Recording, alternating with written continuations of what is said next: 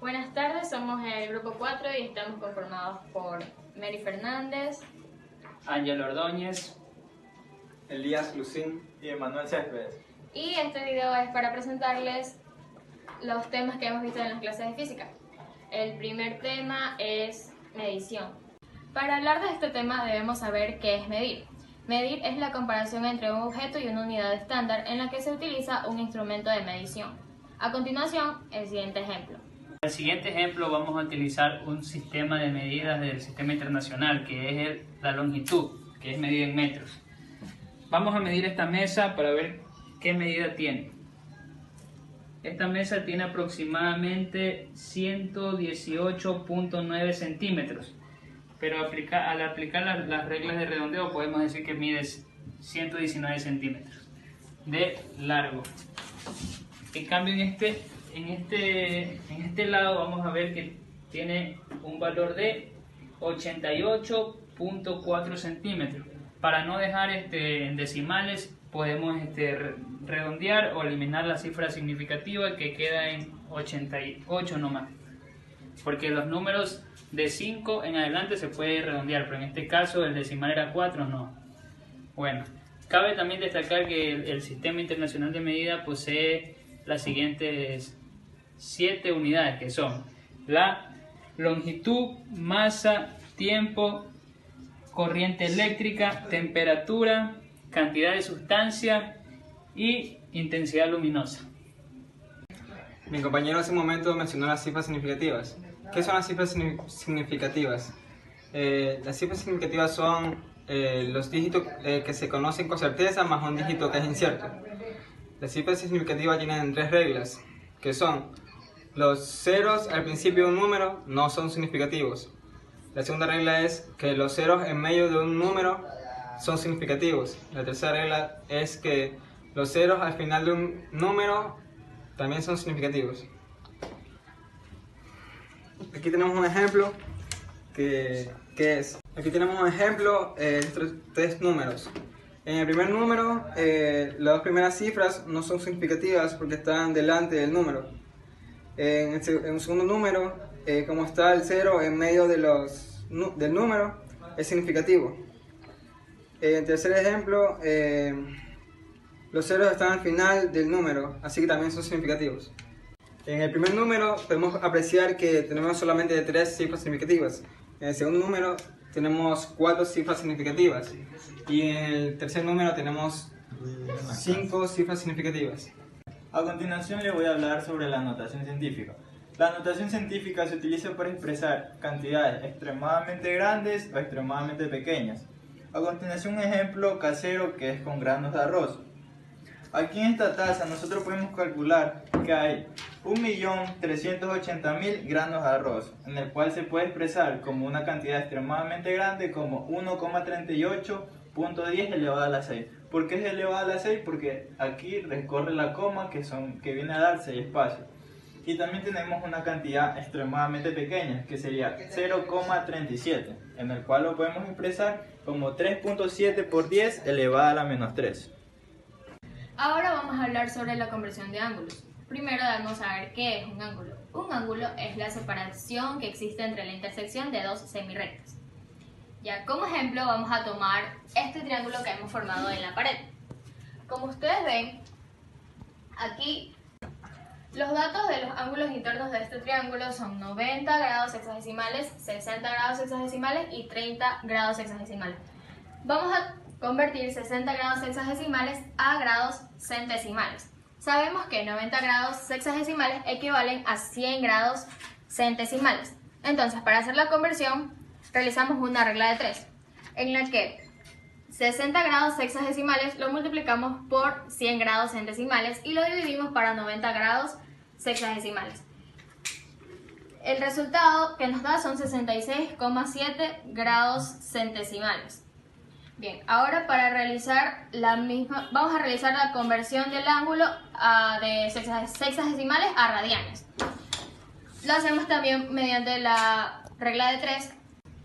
Pi radianes equivale a 180 grados sexagesimales. Entonces multiplicamos 60 por pi radianes dividido para 180 grados sexagesimales, que nos da 1,0 472 radianes.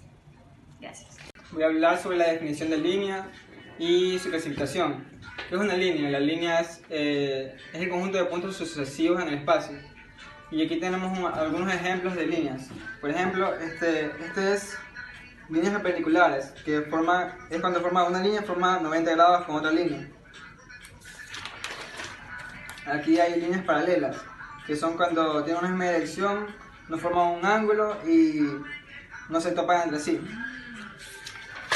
Y aquí hay otro ejemplo de líneas que son líneas transversales, que es cuando una línea traza entre dos líneas paralelas, formando 8 ángulos de 90 grados.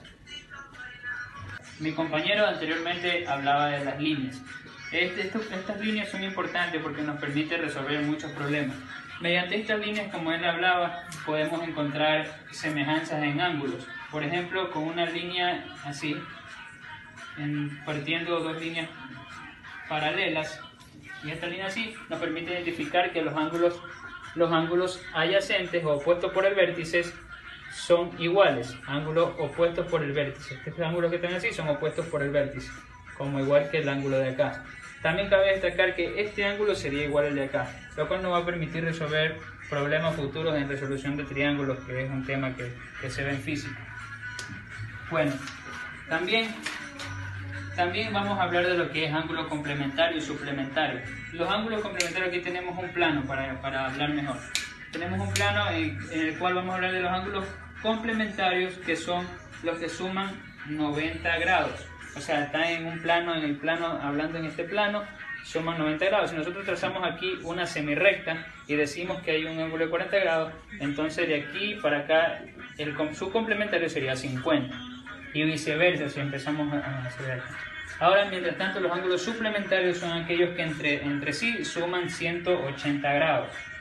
Bueno, trazamos otra semirrecta aquí con un ángulo de 120 grados. Entonces, si nosotros calculamos su suplementario, ¿cuánto valdría alfa?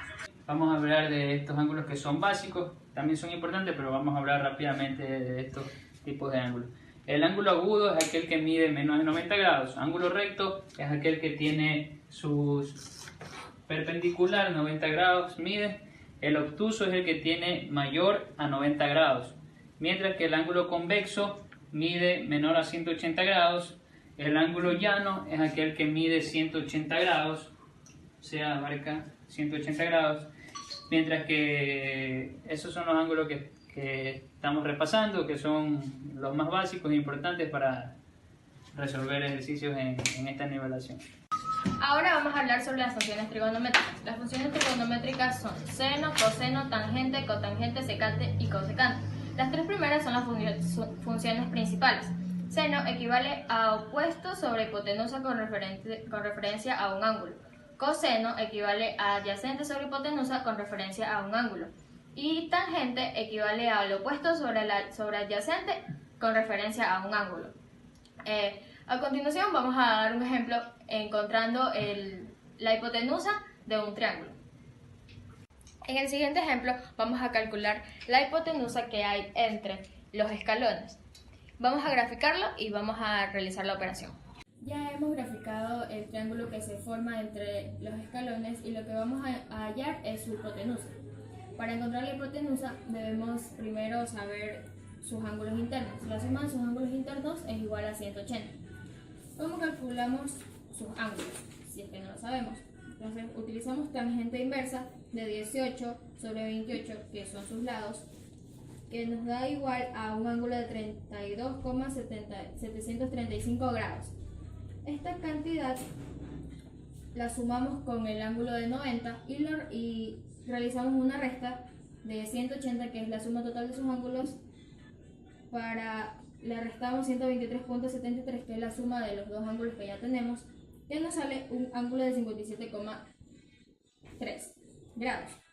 Ahora, utilizando este ángulo, vamos a sacar seno, porque la relación de seno es igual a opuesto sobre hipotenusa.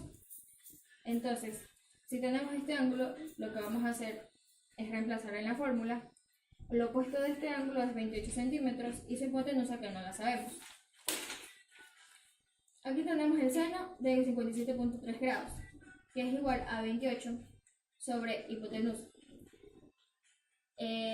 Despejamos la fórmula y nos queda que la hipotenusa es igual a 28 dividido para seno de 57,3 grados. Y su hipotenusa es igual a 33.273 grados. A continuación les voy a hablar sobre el teorema de Pitágoras. El teorema de Pitágoras se lo aplica para resolver triángulos rectángulos mediante la forma raíz de hipotenusa al cuadrado es igual a la raíz del cateto 1 al cuadrado más el cateto segundo al cuadrado. Aquí podemos observar un triángulo, el cual tiene sus lados que son 5 y 4. Y aplicamos la fórmula de Pitágoras, que es la hipotenusa, vendría a ser igual. Primero tenemos que encontrar la hipotenusa. Vendría a ser la hipotenusa igual a la raíz de 5 al cuadrado más 2 al cuadrado, que son los valores que tenemos en el triángulo. Y ahí seguimos con el ejercicio y vendría a ser la hipotenusa igual a raíz de 25 más 16, que viene a ser 5 elevado al cuadrado, que es 25, más 4 al cuadrado, que es 16. Todo esto resolvemos lo que está aquí y la hipotenusa vendría a ser la raíz de 41. A continuación les voy a hablar sobre el ángulo de elevación y el ángulo de depresión. El ángulo de elevación es cuando nosotros tenemos una perspectiva hacia arriba, y el ángulo de depresión es cuando nosotros tenemos una perspectiva hacia abajo. Esto se lo puede resolver porque nosotros cuando tenemos fija la mira hacia arriba formamos un triángulo y ahí podemos resolver los ejercicios de elevación, ya sea de elevación o ya sea de depresión. Compañeras, estimado profesor, yo vengo aquí a hablar sobre nuestro video, el cual trata del tema número 7 del movimiento rectilíneo uniforme. En este caso vamos a utilizar un móvil que es un coche para poder registrar su tiempo, que recorre una distancia de un punto A a un punto B. En este caso nuestra distancia A va a ser la esquina de esta casa y nuestra distancia B va a ser el carro gris que se encuentra allá en ese parque. El carro va a conducir a una velocidad constante de 15 km por hora y ahorita vamos a determinar el tiempo en el cual recorre estos puntos para poder determinar su distancia. Como podrán ver, aquí el coche está corriendo y va a pasar del punto A al punto B, y con eso vamos a determinar su tiempo mediante un cronómetro.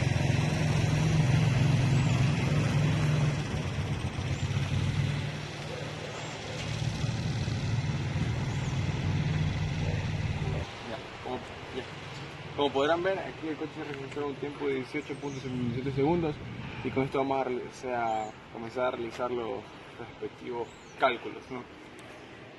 Si vamos a nuestro cuaderno y con nuestra calculadora, sabemos que para determinar la distancia se necesita lo que es hallar distancia igual a velocidad por tiempo.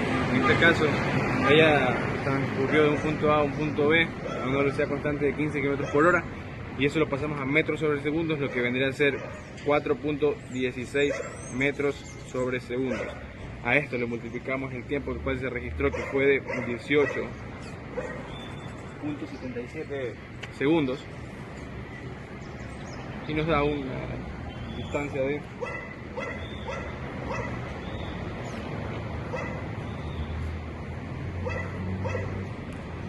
78.08 metros. Entonces, ¿qué podemos obtener como conclusión?